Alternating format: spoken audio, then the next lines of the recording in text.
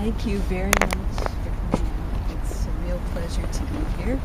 And I do have a prepared speech, and I spent a fair amount of time on it, but I did not run through it, so I don't know how long it is. I have some places for some discussion, but I'm largely going to talk to you. So I'll monitor your faces and see if I'm holding your attention. Okay, so as noted, it's a pleasure to be here, and I'm honored to have the chance to occupy your mind for this time period. My talk is titled "The Case Against Imprisonment," and I want to open with a quote. So while I'm reading the quote, what I'm asking for you to do is think about who might be saying this. Okay, so try to guess who this is. The person who I'm quoting from said that prisons should be characterized by largely regimented time to be spent in activities sensibly designed to make the returning prisoner less likely to reoffend. This would include therapy, skills training, and reorientation. It should be authoritarian enough to incite non-return, but not so heavy-handed that it over-penalizes and breaks the will of inmates to resume life with a promising likelihood of success. According to the person quoted, many of the prisons could be reconfigured as assisted housing for the homeless and slum dwellers. Canada would again be a model of innovative public policy pursuit of institutionalized decency and social reform. So who would you guess said that? Definitely not Stephen Harper. Okay, so a person who's advocating innovative public policy. Sounds like a post-war planning. Okay, so if you said an Occupy supporter, a criminologist, an activist, you're incorrect. The answer is business tycoon Conrad Black. So in a series of commentaries to the National Post, Conrad Black has offered a scathing critique of prisons and prison expansion, and he says that his experience is based on extensive hands-on experience of the American correctional system, which he's gained thanks to his gracious host in the U.S. government. And his comments refer to a 2007 document released by the Correctional Services of Canada titled "A Roadmap to Strengthening Public Safety." The roadmap had five main subject headings: offender accountability, the elimination of drugs from prison, a focus on offender employment readiness, changes to parole, and a focus on the dilapidated buildings that comprise prisons and jails. In summary, the roadmap, which Conrad Black is critiquing, advocates for more stringent prison policies to manage a tougher, more difficult population. And they also note that Correctional Services of Canada faces severe challenges in safely housing today's offender population in what they call antiquated penitentiaries. In the face of critiques from many corners, including the business set as represented by Conrad Black, Canada is moving towards prison expansion.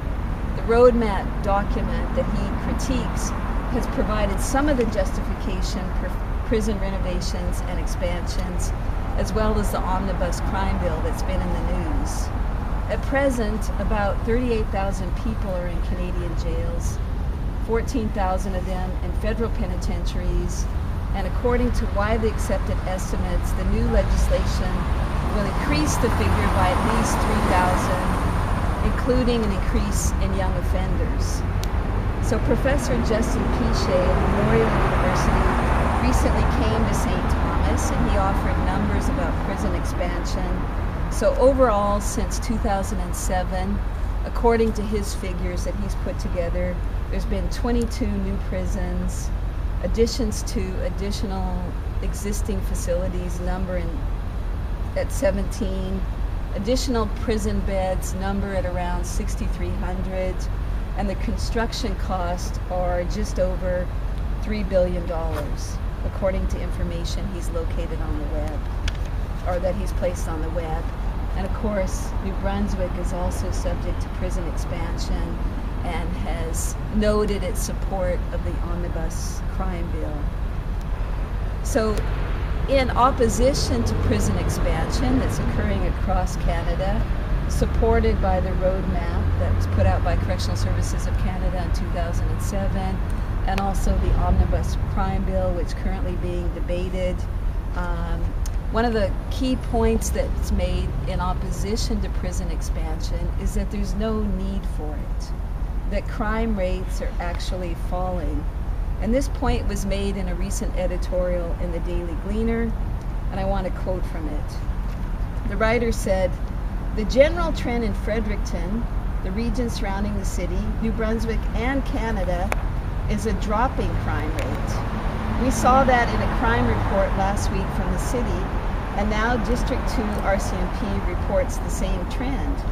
Crimes against people, including the ever-popular common assault, are down," says Ormukto RCMP. The actual numbers show 958 of these personal crimes in 2009 compared to 839 in 2010. That mirrors the national trend of long-term dropping crime rates. Statistics Canada says crime is at its lowest since 1973. In the face of this, we have the Omnibus Crime Bill, the Safe Streets and Communities Act, which is actually 9 bills in one, each seeking to scare criminals into behaving. One goal is to build more prisons, but we have to question the wisdom of that aim if there are fewer serious crimes being committed. 3 questions come to mind in the author's view, the person who wrote this editorial. Is it necessary? Can we afford it? How do you feel about our adoption of an American-style criminal justice system in Canada? The chair of the criminology department at St. Thomas University, Dr. Michael Boudreau, responded in a letter that appeared today. It stated, in answer to the 3 questions in the editorial Tough on Crime, what crime? Most of the measures which are contained in the federal government's Omnibus Crime Bill are not necessary because it has been proven that tougher prison sentences do not deter crime.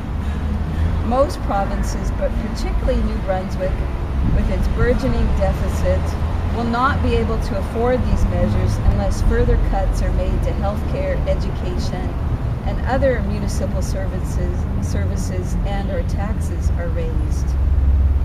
The adoption of American-style system of justice is folly, and he notes that Texas is beating a hasty retreat from many of the same policies that the federal government wishes to adopt. Rather than be tough on crime, Canada must be smart on crime. Dr. Michael Boudreau. So you would expect that in the face of these statistics, we have a policy of expanding prisons advocated by the federal government, and we have the research, a host of criminologists, joined by an unlikely supporter, Conrad Black, that also says we don't need this public policy. There's no demonstrated need for it.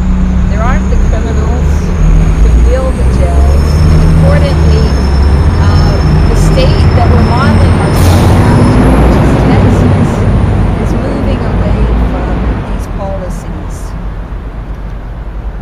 The opposition is growing, yet many provinces have jumped on board with the Omnibus Crime Bill that will lead to longer sentences and prison expansion, including New Brunswick.